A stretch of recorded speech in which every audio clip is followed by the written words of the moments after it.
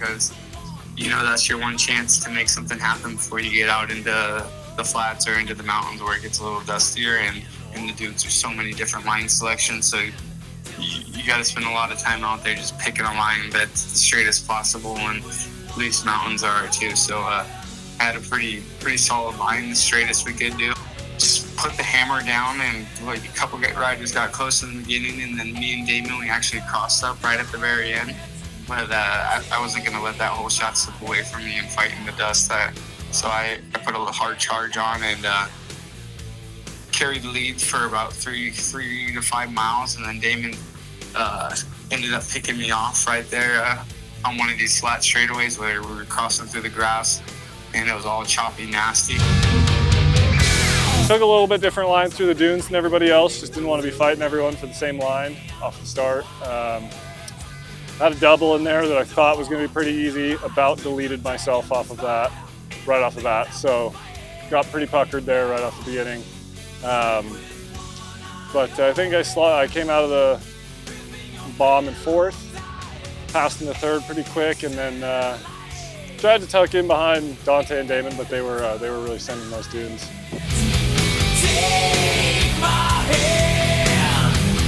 I like the start because of snow dust, but being on a 250, it's a little sketchy. So I picked the very left line where every 450, every fast guy I felt like was, and I was kind of down in this hole, and I was like, well, just get the best jump you can and just pin it behind the 450s, and once you get to the sand trails, that's when you can really start making some moves. Yeah, dunes were loose. Me and Caden, I started right behind him, and I know, he's a local boy and he knows the dunes quite well, and so does Damon. And I was like, I gotta stay with him this time in the dunes. I know it's only 10 miles or so till we get to the mountains. But we were full send. We were getting so loose, and we were hitting some big ass jumps that on any normal day I wouldn't hit, but we're racing and you gotta do what you gotta do. You gotta send it. He got me a little bit off the bomb, and then I just said it's my time. I wanted to get in the lead before the dust and stay, but man, you got me back right before it got dusty, and I tried really hard the first about 20 miles to ride right on the edge of his dust and stay close enough that if something were to happen to get him, but he's fast, so. Never mind that noise you heard. It's just the beast under your bed, in your closet, in your head. Exit light into night. Grain of sand. Exit light into night. Take my hand. Rock the never land.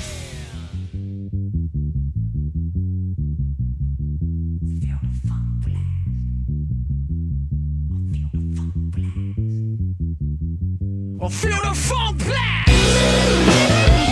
Feel the funk blast. Feel the funk blast. Yo, check it out, yo. I'll be walking cold like a dog, my evidence fearless. One more returns the world like I went home from Paris. Like steel from the furnace, I was born landless. This is the native song, born of some the scars. Struggle the cities and the cities remain.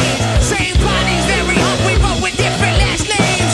They're vultures robbing everything, leave nothing but change. They pick a point on the globe, there's some pictures the same. There's a bank, there's a church, a myth and a horse, a mall and a loan, a child-headed bird. There's a widow, pink parrot, a rebel to tame, a white-hooded judge, a syringe in a vein.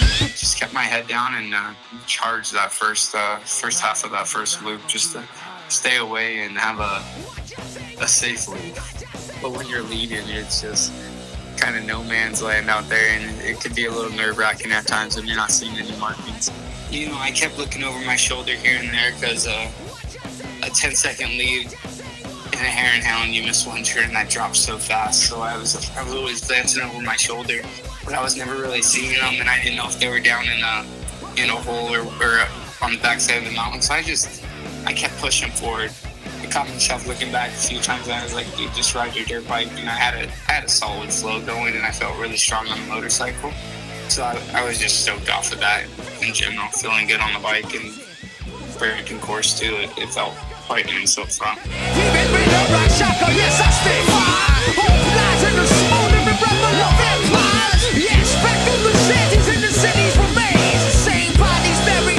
Doing good in conditions like today come from good start. It's a necessity. So, I mean, not a necessity, but it helps a ton to get a good start. So, yeah, no, just get the good start. Got out front early. Dante got by me, ran in second for probably almost 3/4 of the day.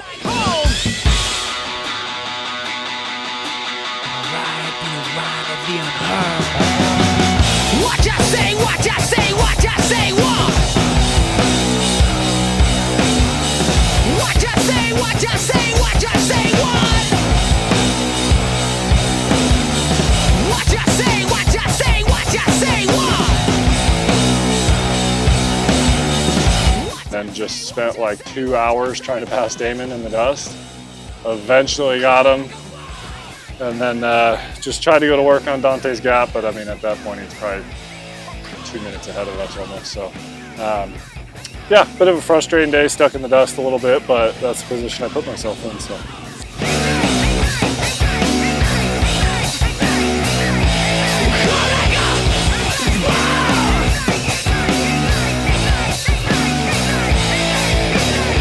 Ended up settling in front of him, leaving the dunes, and kind of settled in fourth for the whole first loop, and just kind of rode my own race. And then could see all the guys in front of me's dust. I knew I was pretty close, and I wasn't really worried about the overall, which I think I should have been a little more worried, because I felt like I could have maybe made a pass on the overall and then maybe had a better lead on Ryder, but I kind of just focused on the 250s and came into loop 2, and me and Ryder were still pretty close. Yo-yoed with him, I'd catch him in the tight stuff, and then when we'd get fast and dusty, he'd dust me out and I'd lose him a little bit, and we could kind of just play that game for the first loop.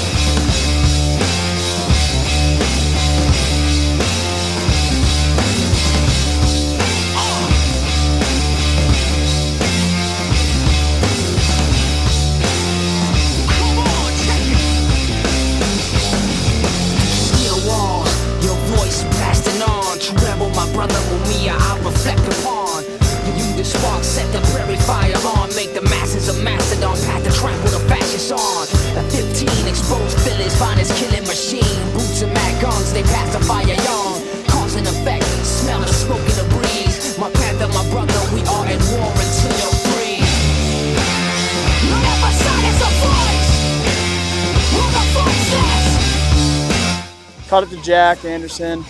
Would catch him. He'd get out in the open. He'd dust me out. I'm like, made him. Catch him again. Same thing happened like 5 times. Came through the pits. I was pretty pissed, but not as gnarly as the Cherry Creek one was. Like getting up on the top of that mountain with that windstorm. Thought a tornado was gonna get me off there, but yeah, this one had some rocks and some technical stuff down in some ravines and stuff. So. I don't know, I try to take it easy at the beginning and not risk it. And once I start getting in a pretty good groove, then I'll start twisting grip and start making better lines and picking it apart as I go. But it's tough, like it's hard to read the markers. I'm pretty bad at it. I probably blew through like 10, 15 turns today. That's annoying. That loses a lot of time too, so maybe if I just open my eyes and focus a little more on the frickin' markers, I wouldn't get lost as much. So. And all was hell, a terror era coming through. But this little brothers. Watching you too, watching you too.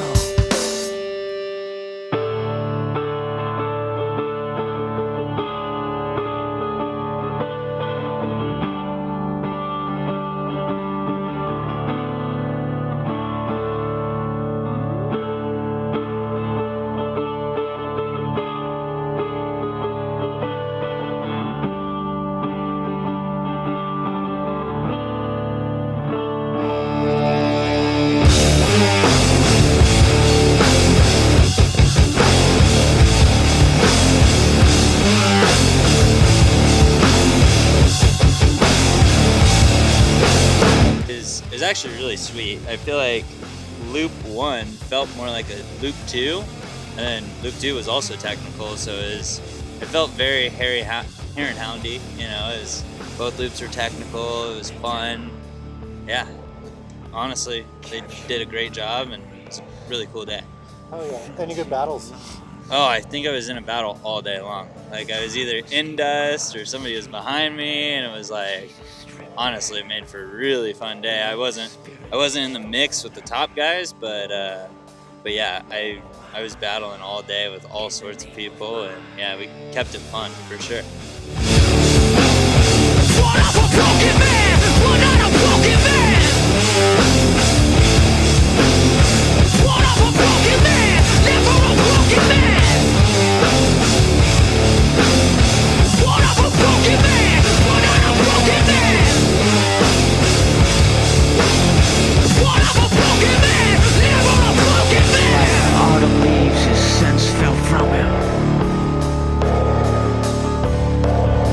An empty glass of himself, shattered somewhere within. His thoughts like 100 moths, trapped in a lampshade.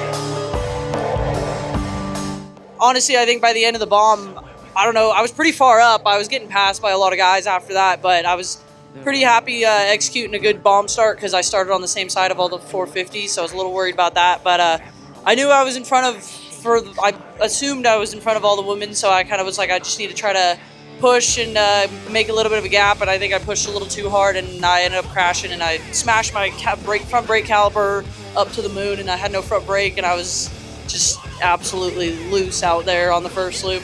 I caught up to Ashley and then got around her after a little bit, and then was right on Tara for a little while. Was able to get by her in like the first 10 miles. And then I was having so much fun on that second loop, or on the first loop. I was just ripping, not really thinking about it, just riding, and it was sick. And I came into the pits and they said I was pretty close to Ava, and then Tara was right behind me. Fears hunt me down, capturing my memories. The frontier of loss. They try to escape across the street where I was stoked with the track. I was like, this is why I said, yes, I'll race Hare and Hounds, because doing Lucerne, we had some nasty rock mountains and whatnot. And then the last couple of times I've been in Utah, we haven't really gotten to the nastier stuff. So I've been like, what's going on here? And then this course, it was pretty epic. So some nasty little rocky downhills and some cool climbs to where you're up in the elevation and the bike's under power, so you're trying to lug it, but you have to get a little bit more on the gas here and there. And just super fun, super cool climbs, and fun flowy trails too. I was hyped off the track. So I think that made it a lot better, just racing it and being out front, was because I was enjoying riding and gripping these mountains. Shout out to the Sage Riders. It was an epic race, and stoked with the track, and let's do some more of it.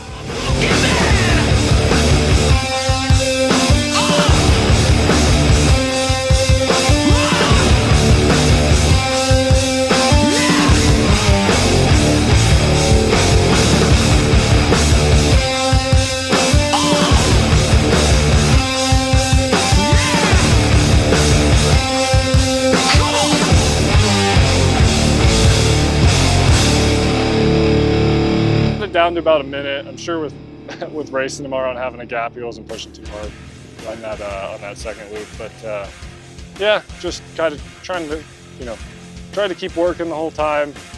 But yeah, whenever I finally got to some dust and could kind of count the gap, I was still about a minute minute back, and pretty hard to overcome that in the last couple miles. So, yeah, just I gotta position myself better in the beginning of races.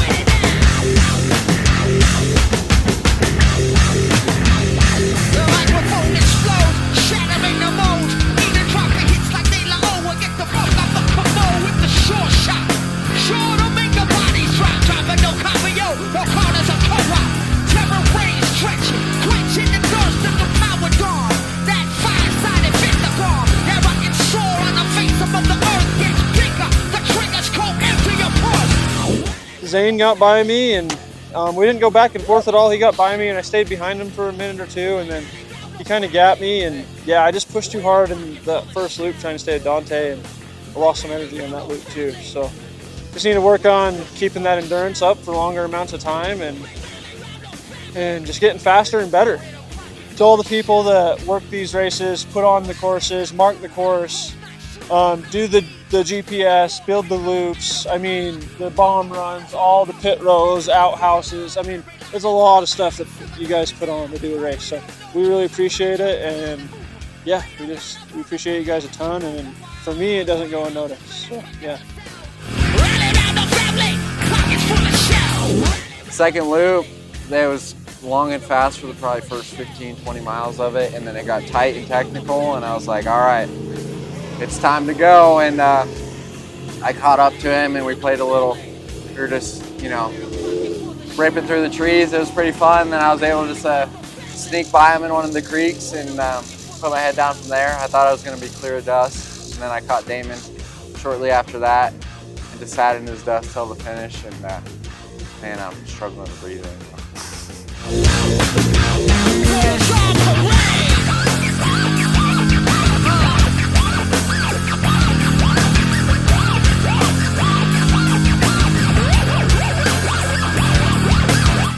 Just had to put your head down and ride smooth and smart. The guy with the least amount of stakes today won. So yep, that's how it is, and that's how it usually is. So we need to just work on riding smoother, faster, and getting better.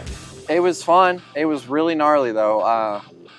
We were full send the whole time. I think my average heart rate for the day was like 170, and my heart rate hit 217 in the dunes, and that's the highest I've ever seen it. Usually my high's like maybe 190 on like a hard day. And so for it to be that high, I'm pretty surprised. We were obviously out of my comfort zone, to say the least.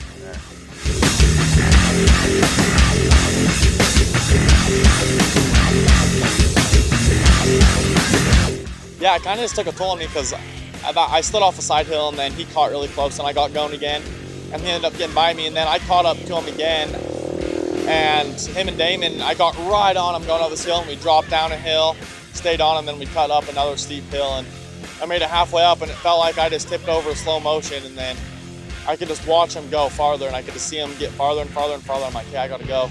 So I just clutched up the whole hill and lost a good 30 seconds, and then just tried to put the hammer down, but I knew he was close to the finish, and it was just, yeah, I never could quite make it happen fully, so.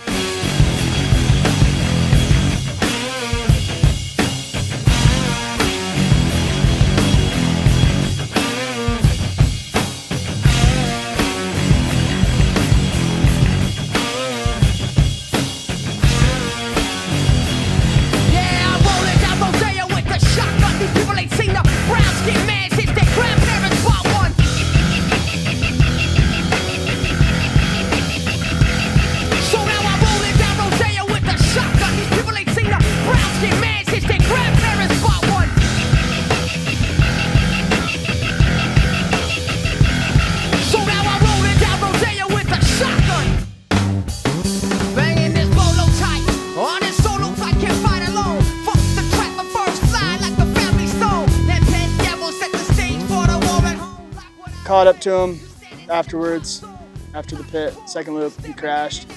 Checked on him, he was all right. So had clear air the rest of the day. Then I had a good time, so gotta read the terrain as you go. At least I'm not first overall, because I don't even know how those guys would know where to go. If I didn't see the marks in the dirt, I'd probably end up Salt Lake Stadium or something. I don't know.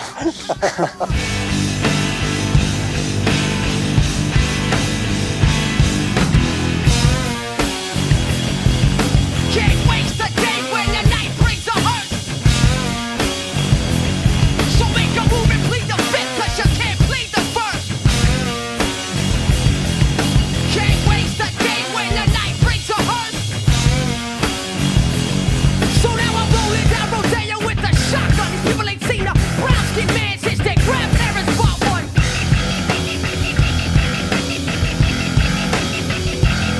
Yes, I'm rolling down Rodeo with the shotgun. These people ain't seen a brown skin man since their grandparents bought one.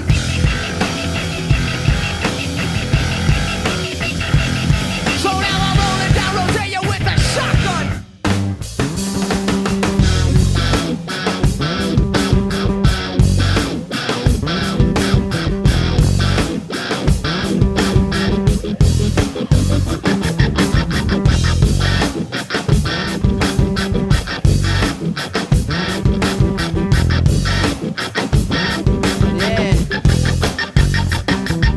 Bear witness to the sickness shot. What's up? Let's get romantic. They ain't gonna send us captain like they did my man for heaven. So we lap it. Still talking dirt for a sweat. Love Alice dead, so a bullets when I get 1,000 years. They had to do, we should be taking them. Fuck the G-Ride. I want the machines that are making them. Our target straight with a moon full of arm palms. To all the kings on the west side at dawn.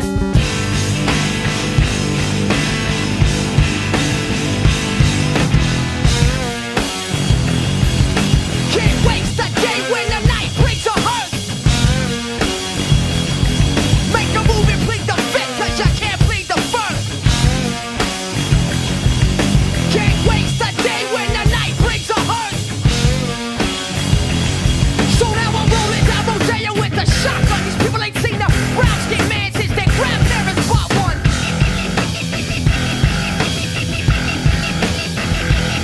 Yeah, I'm rolling down Rodeo with the shotgun. These people ain't seen a brown skin man since their grandparents bought one.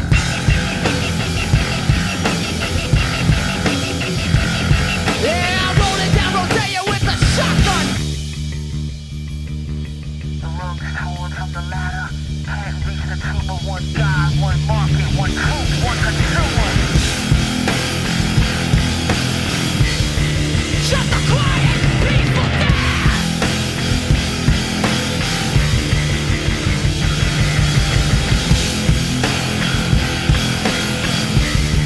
Shut the quiet, peaceful death.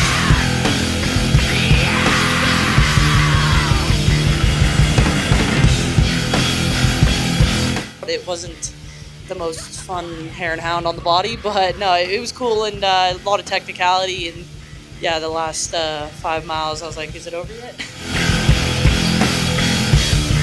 Shut the quiet, peaceful death.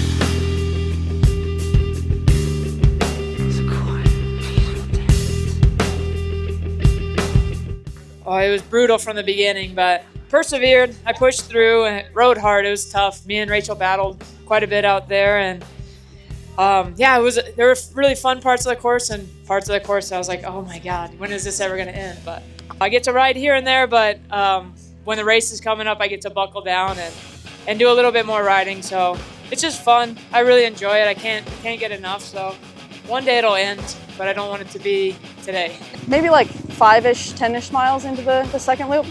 And then we went back and forth a few times, which was pretty fun. It was like a long flat, and we were like just going back and forth, just hauling. It was cool. And then she got around me, and then I decided to wear contacts and with only one eye, and then it fell out mid-battle. It was a bad situation out there.